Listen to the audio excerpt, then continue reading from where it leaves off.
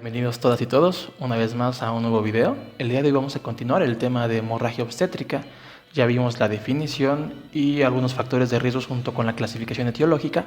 Hoy vamos a abordar el aspecto de la prevención de esta hemorragia. Vamos a ver cuáles son las maniobras que podemos realizar para disminuir las probabilidades de que una paciente tenga un sangrado excesivo. Espero que sea de su agrado y comenzamos.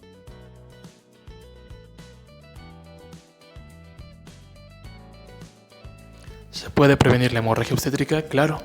Si consideramos que las causas que conocemos como las 4Ts pueden ser prevenidas o cuando menos anticipadas, entenderemos que tenemos mucho que hacer.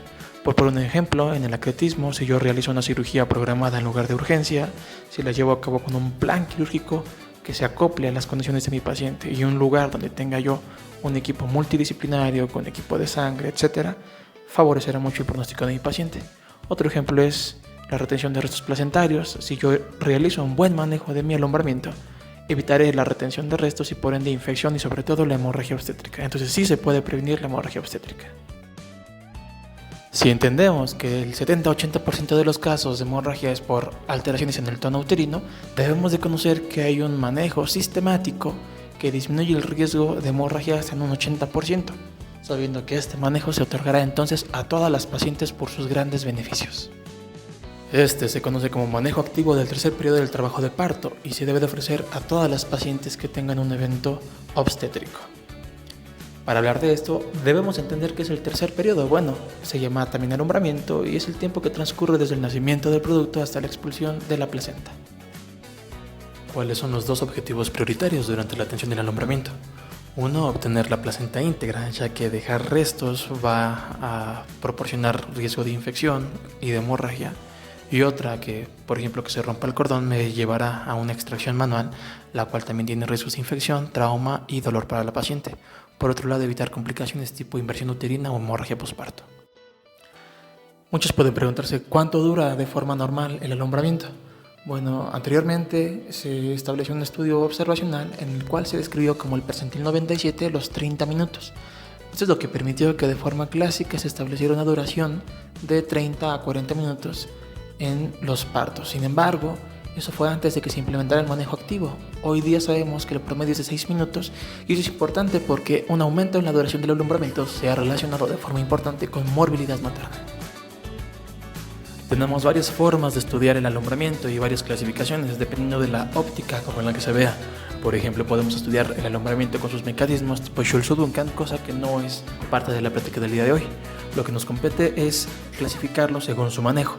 El manejo hace referencia a todas las maniobras que se realizan durante el alumbramiento y se divide en pasivo o fisiológico, en el que literalmente solo se espera que de forma espontánea y natural se expulse la placenta. El otro, que es el recomendado de forma internacional, es el manejo activo del tercer periodo del trabajo de parto. ¿Pero qué es el manejo activo del tercer periodo? Bueno, se ha definido como maniobras para favorecer el desprendimiento y la expulsión de la placenta. Otros lo definen como algunas intervenciones para asistir la expulsión de la placenta con la intención de prevenir o disminuir la pérdida sanguínea. Esto es lo que ha llevado a que en muchos países de Europa se le conozca como protocolo para evitar la hemorragia posparto. Entonces, ¿cuáles son los componentes de este manejo activo del tercer periodo? Clásicamente se define al uso de uterotónicos después del nacimiento, el pinzamiento del cordón umbilical y la tracción controlada del cordón umbilical. Algunos, de forma indiscriminada, comentan que el masaje uterino puede ser un componente sin que sea aceptado de forma internacional. Si bien de forma internacional se aplican estos tres componentes, actualmente sabemos que el único que ha tenido un verdadero beneficio en la prevención de la hemorragia es el uso de uterotónicos después del nacimiento, con lo que entramos al punto clímax de la plática del día de hoy. ¿Cuál es el medicamento uterotónico que se recomienda para prevención de hemorragia obstétrica? Ojo, no confundir tratamiento con prevención. Según la guía internacional de la FIGO y la OMS, la oxitocina es el medicamento de primera elección a una dosis de 10 unidades internacionales intramuscular o intravenoso en un minuto después del nacimiento. En algunas ocasiones hay controversia sobre cuál es el momento más adecuado. Lo más clásico y tradicional es realizarlo durante la liberación del hombro anterior. Sin embargo, hay revisiones Cochrane que hablan de en el hombro anterior, con el perineo o con la expulsión completa sin que haya diferencia. Lo único importante es colocar un uterotónico. Puede haber ocasiones en lugares de pocos recursos donde no esté disponible la oxitocina o donde su seguridad no haya sido adecuada en cuanto al almacenamiento, por lo que ergonovina, carbetocina y misoprostol pueden ser medicamentos alternativos siempre y cuando, repito, no haya oxitocina. Esas son las dosis recomendadas. Si llegamos a utilizar estos medicamentos, hay que saber que tienen efectos secundarios y contraindicaciones que la oxitocina no. Por ejemplo, la ergonovina no se puede utilizar en pacientes con eventos hipertensivos. La carbetocina se le asocian ciertas complicaciones cardiovasculares raras pero mencionadas.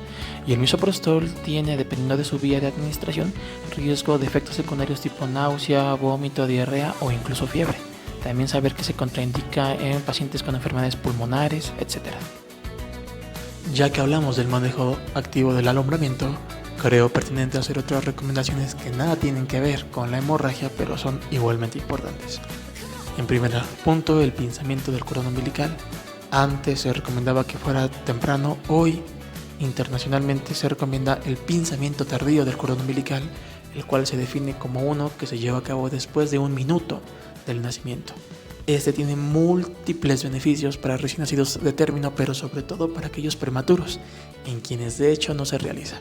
Lo vamos a abordar en una siguiente clase y les aviso que es un tema de mi tesis, por lo que tengo incluso información a nivel nacional de cómo se hace esto.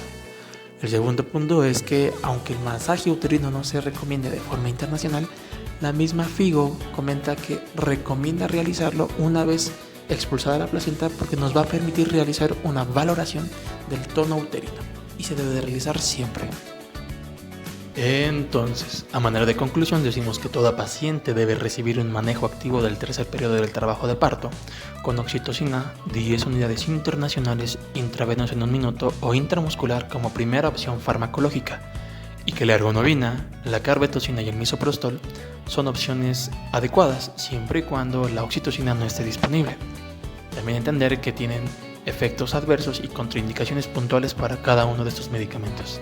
Y por último, saber que la valoración del tono uterino mientras se hace un masaje siempre será adecuado de realizar para detectar de forma oportuna una atonía uterina. Estas son las referencias que se utilizaron para esta clase. El artículo de la FIGO de 2022 es un compendio de todas las guías internacionales y es, me parece, de lectura obligada para todos los residentes de primer año para que sepan el porqué y el cómo de todo lo que se debe de hacer en el manejo del parto.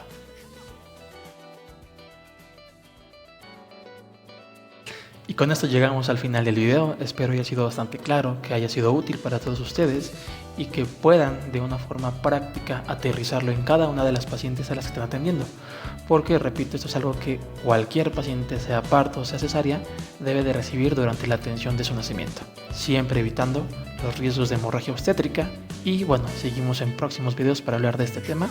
Cualquier duda, comentario o recomendación, déjenlo en la cajita y nos vemos en un próximo video.